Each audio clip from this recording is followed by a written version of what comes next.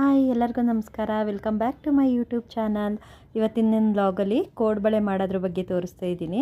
ಕೋಡ್ಬಳೆ ತುಂಬ ಕ್ರಿಸ್ಪಿಯಾಗಿ ಬರಬೇಕಂತಂದರೆ ಈ ಮೆಥಡಲ್ಲಿ ಟ್ರೈ ಮಾಡಿ ನೋಡಿ. ನಾನಿಲ್ಲಿ ಒಂದು ಬಾಣಲಿ ಇಟ್ಬಿಟ್ಟು ಸ್ವಲ್ಪ ತುಪ್ಪ ಹಾಕ್ತಾ ಇದ್ದೀನಿ. ನಾನಿಲ್ಲಿ ತುಪ್ಪದ ಜೊತೆಗೆ ಸ್ವಲ್ಪ ಎಣ್ಣೆ ಯೂಸ್ ಮಾಡ್ತಾಯಿದ್ದೀನಿ. ನೀವು ಬೇಕಾದರೆ ಇನ್ನೂ ಒಂದು 2 ಸ್ಪೂನ್ ತುಪ್ಪ ಜಾಸ್ತಿ ಹಾಕ್ಕೋಬೋದು. ನಾನು ಎಣ್ಣೆ ತುಪ್ಪ ಎರಡು ಮಿಕ್ಸ್ ಮಾಡಿ ಮಾಡ್ತಾಯಿದ್ದೀನಿ. ಸ್ವಲ್ಪ ಚಿರೋಟಿ ರವೆ ಹಾಕೊಂಡೆ, ಒಂದು ಬೌಲ್ ಚಿರೋಟಿ ರವೆ ಮತ್ತು ಇನ್ನೊಂದು ಬೌಲು ಮೈದಾ ಹಾಕ್ತಾಯಿದ್ದೀನಿ. ಇದೆರಡನ್ನೂ ತುಪ್ಪದಲ್ಲಿ ಫ್ರೈ ಮಾಡಬೇಕು. ಒಂದು 5 ನಿಮಿಷ ಫ್ರೈ ಮಾಡಬೇಕು. ಮೈದಾ ಮತ್ತು ಚಿರೋಟಿ ರವೆ ಹಾಕೋದ್ರಿಂದ ಕೋಡ್ಬಳೆ ತುಂಬ ಕ್ರಿಸ್ಪಿಯಾಗಿ ಬರುತ್ತೆ, ತುಂಬ ಮೃದುವಾಗಿ ಬರುತ್ತೆ, ತುಂಬ ಸಾಫ್ಟಾಗಿ ಬರುತ್ತೆ. ಒಂದು ಸರಿ ಟ್ರೈ ಮಾಡಿ ನೋಡಿ ಹೇಗಿರುತ್ತೆ ಅಂತ ಹೇಳಿ ನನಗೆ. ಇವಾಗ ನೆಕ್ಸ್ಟು ನಾನು ಒಂದೊಂದು ಬೌಲು ಚಿರೋಟಿ ರವೆ ಮೈದಾ ಹಿಟ್ಟು ತೊಗೊಂಡಿದ್ದೀನಿ ಮತ್ತು ಅದೇ ಬೌಲಲ್ಲಿ 3 ಬೌಲು ಅಕ್ಕಿ ಹಿಟ್ಟು ತೊಗೊಂಡಿದ್ದೀನಿ. ನೋಡಿ 3 ಟೈಮು ಅಕ್ಕಿ ಹಿಟ್ಟು ಹಾಕಿದ್ದೀನಿ ಇದೇ ಬೌಲಲ್ಲಿ. ಇದನ್ನೇನು ಅಕ್ಕಿ ಹಿಟ್ಟನ್ನ ಫ್ರೈ ಮಾಡೋ ಆಗಿಲ್ಲ, ಹಾಗೆ ನಾನು ಸ್ವಲ್ಪ ಬಿಸಿ ಮಾಡ್ಕೊತಿದ್ದೀನಿ.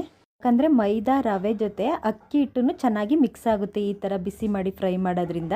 ನೆಕ್ಸ್ಟ್ ನೋಡಿ, ಈಗ ನಾನು 1 ಮಿನಿಟ್ ಫ್ರೈ ಮಾಡಿದ್ದೀನಿ. ನೆಕ್ಸ್ಟ್ ಸ್ವಲ್ಪ ಬಿಳಿ ಎಳ್ಳನ್ನು ಹುರಿದ್ಬಿಟ್ಟು ಹಾಕಿದ್ದೀನಿ ಮತ್ತು 1 ಸ್ಪೂನು ಚಿಲ್ಲಿ ಪೌಡ್ರ್ ಹಾಕಿದ್ದೀನಿ, ಖಾರದ ಪುಡಿನ. ನೀವು ರುಚಿಗೆ ತಕ್ಕಷ್ಟು ಚಿಲ್ಲಿ ಪೌಡ್ರು ಮತ್ತು ಸಾಲ್ಟ್ನ ನೋಡ್ಬಿಟ್ಟು ಹಾಕ್ಕೊಳ್ಳಿ, ನೀವು ಎಷ್ಟು ಮಾಡ್ತಿದ್ದೀರ ಅಷ್ಟು. ನೆಕ್ಸ್ಟ್ ಸ್ವಲ್ಪ ಹಿಂಗೆ ಹಾಕ್ಕೊಂಡಿದ್ದೀನಿ.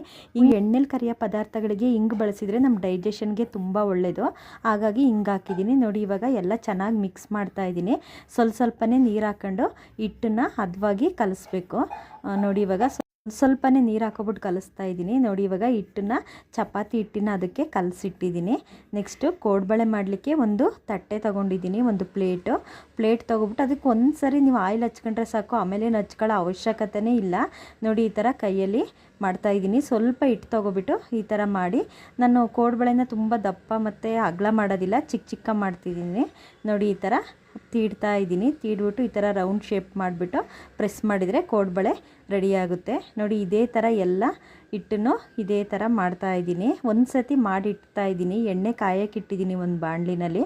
ಅಷ್ಟರಲ್ಲಿ ನಾನಿಲ್ಲಿ ಕೋಡ್ಬಳೆನ ರೆಡಿ ಮಾಡ್ತಾಯಿದ್ದೀನಿ. ಕೋಡ್ಬಳೆ ಮಾಡಲಿಕ್ಕೆ ತುಂಬ ಟೈಮ್ ತಗೊಳ್ಳೋದಿಲ್ಲ, ಇದು ಬೇಗ ಆಗುತ್ತೆ. ನಾವು ಸ್ವಲ್ಪ ತೀಡೋದಷ್ಟೇ ಟೈಮ್ ತಗೊಳ್ಳೋದು, ಅದು ಬಿಟ್ಟರೆ ಕ್ವಿಕ್ಕಾಗಿ ಆಗುತ್ತೆ ಕೋಡ್ಬಳೆ. ನೋಡಿ ಇವಾಗ ನಾನೆಲ್ಲ ರೆಡಿ ಮಾಡಿಟ್ಟಿದ್ದೀನಿ. ಎಣ್ಣೆನೂ ಅಷ್ಟೇ ಕಾಯ್ಲಿಕ್ಕೆ ಇಟ್ಟಿದ್ದೆ. ನಾನಿವಾಗ ತೀಡಿಟ್ಟಿದ್ದೀನಲ್ಲ, ಎಲ್ಲ ಕೋಡ್ಬಳೆನೂ ಎಣ್ಣೆಯಲ್ಲಿ ಹಾಕ್ತಾಯಿದ್ದೀನಿ. ಒಂದು 5 ನಿಮಿಷ ಟೈಮ್ ತಗೊಳುತ್ತೆ ಬೇಯಲಿಕ್ಕೆ ಕೋಡ್ಬಳೆ. ಇವಾಗ ನೋಡಿ ಮತ್ತೆ ಮಗ್ಚಾಕ್ಬಿಟ್ಟು 5 ನಿಮಿಷ ನಾನಿಲ್ಲಿ ಬೇಯಿಸಿದ್ದೀನಿ, ಅದನ್ನ ತೋರಿಸಿಲ್ಲ. ನೊರೆ ಎಲ್ಲ ಹೋದರೆ ಕೋಡ್ಬಳೆ ಬೆಂದಿದೆ ಅಂತ ಹೇಳ್ಬಿಟ್ಟು. ನೋಡಿ ಎಣ್ಣೆಲಿರೋ ನೊರೆ ಎಲ್ಲ ಹೋಗಿದೆ. ಇವಾಗ ಕೋಡ್ಬಳೆ ಚೆನ್ನಾಗಿ ಬೆಂದಿದೆ. 5 ನಿಮಿಷ ಎರಡೂ ಕಡೆನೂ ಮಗ್ಚಿ ಬೇಯಿಸಿದ್ದೀನಿ. ಕೋಡ್ಬಳೆ ಎಲ್ಲ ರೆಡಿ ಇದೆ. ನೀವೇ ನೋಡ್ತಿದ್ದೀರಾ ಎಷ್ಟು ಚೆನ್ನಾಗಿ ಬಂದಿದೆ ಅಂತ ಹೇಳ್ಬಿಟ್ಟು. ಮತ್ತು ನನ್ನ ಚಾನಲ್ ಯಾರ್ಯಾರು ನೋಡ್ತಿದ್ದೀರೋ ಅವೆಲ್ಲ ದಯಮಾಡಿ ನನ್ನ ಚಾನಲ್ನ ಸಬ್ಸ್ಕ್ರೈಬ್ ಮಾಡಿ. ನನ್ನ ವೀಡಿಯೋ ನೋಡ್ತಿರೋ ಎಲ್ಲರಿಗೂ ಧನ್ಯವಾದಗಳು. Thank you all. ಕೋಡ್ಬಳೆ ನೋಡಿ ಎಷ್ಟು ಚೆನ್ನಾಗಿ ಬಂದಿದೆ ಅಂತ ಹೇಳ್ಬಿಟ್ಟು.